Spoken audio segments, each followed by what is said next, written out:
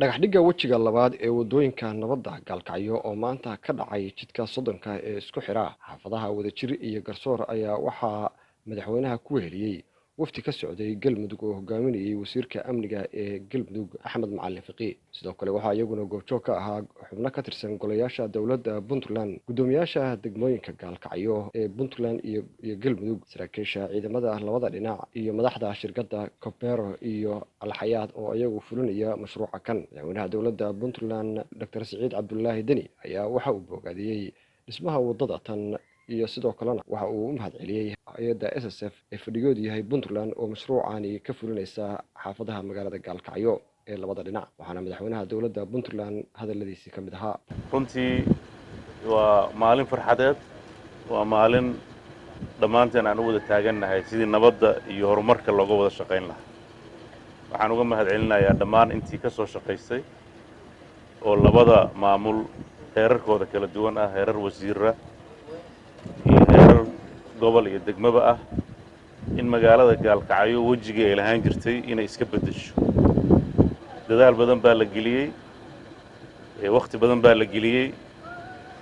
maantana waxay u muuqataa inay ku socoto tubtii saxda ahayd oo aan rajaynayno dadka ehelka oo walaalaha ah oo deegaanka ah inay colaad meesha ugu wada noolaan lahaa inay nabad ugu noolaadaan.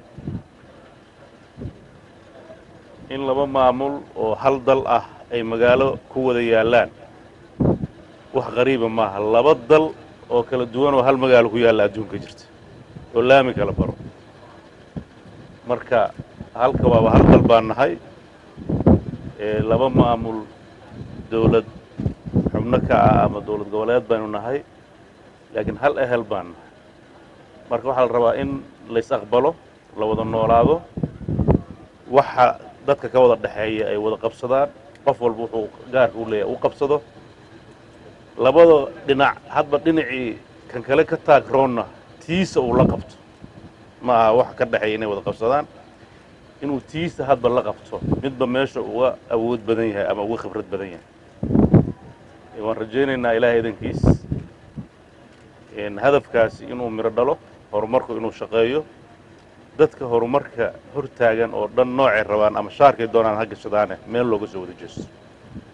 dad buu horumarku cadow u yahay, dad bay bilicdu cadow u tahay oo meelaha burbursan ku dhuumaalaysta oo noloshoodii ay gashay inay dadka baabi'iyaan shaqo ka dhigtay. noocay rabaan ha ahaadaan, kuwa argagixisada ah, kuwa tuugta ah iyo kuwa la midka ahba oo aan nabadda iyo nolosha aan jeclayn. intaba waxaan rajaynayaa in meel looga soo wada jeesto. ciidanka booliiska iyo maamulada gobolka iyo degmada ay sidii u shaqayn jireen ay labalaabaan. labada dowladood waxay diyaar u yihiin aniga iyo madaxweyne qoorqoor iyo heer wasiirada amniga iyo arrimayaasha gudaha.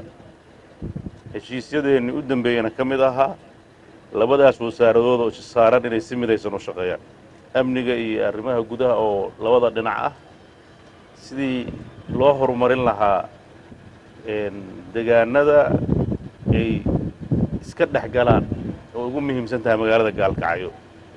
deegaanada kale waa deegaanooyin miyi ah oo u baahan in nabadda uun la sugo oo wacyigelin u baahan. laakiin tan waa magaalo la rabo in laysdhex galo, in la kala joogo lama rabo. waxaa la rabaa in la ganacsado, in laysdhex maro, in la kala dego dhinacyada. xaafadda dhinaca galmudug oo aan nidhi maalin dhawood hala dhiso, inta xataa ay ka soo noqonayaan hadda muqdisho ay u badan yihiin xataa waa laga sii karaysanayaa ee dhista.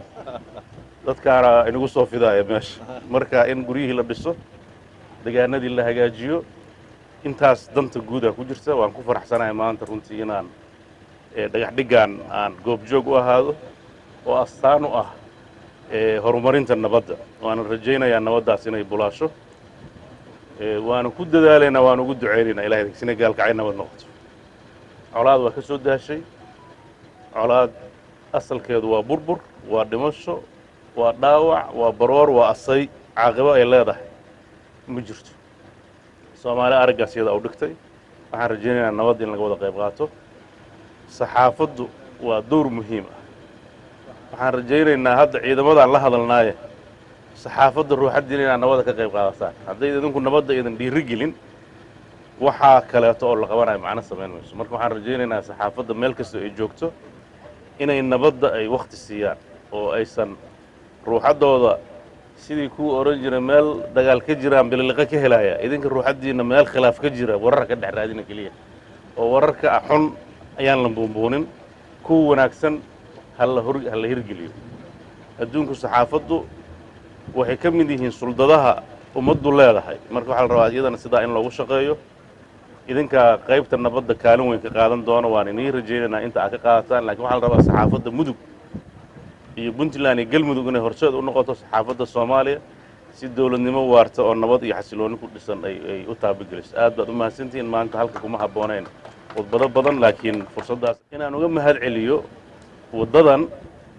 iyo mashaariic kaleeto horumarineed oo ka hirgashay magaaladan gaalkacyo hay-adda s s f oo runtii wax badan ka qabatay shaqooyinka horumarinta ee ka socda ee dhinaca amniga ha ahaato saldhigyada booliiska laga dhisay ha ahaato jidadka isku xiraaya labada maamul iyo soolarka iyo suuqyo iyo mashaariic badan oo nabadda ka shaqaynayay oo runtii wax ku ool ah hadda kadibna waxaan rajaynaynaa puntland iyo galmudug mashaariic iyadu ay leedahay inay qabsato haddii ilaaha idmo hay-adaha nabadda ka shaqeeyana waxaan rabnaa nabaddii hadda la dhihi jiray workshopyo iyo nabadda iyo wacyigelin in laga gudbo nabaddu maanta waxay u baahan tahay ficil oo jidadkii iyo degaanadii iyo suuqyadii iyo meelihii dadkii bara kacay iyo dadka hantidoodu ay burburtay in gacan laga siiyo si bilicdii magaaladu soo noqoto waxaan rajaynaynaa iyadana aan ugu qaraymi doonnaa dadka guryahoodii xataa dhisan la in laga kaalmeeyo inay dib u kabashada qaybtooda ee maaragtay laga kaalmeeyo si magaaladii ay isu beddesho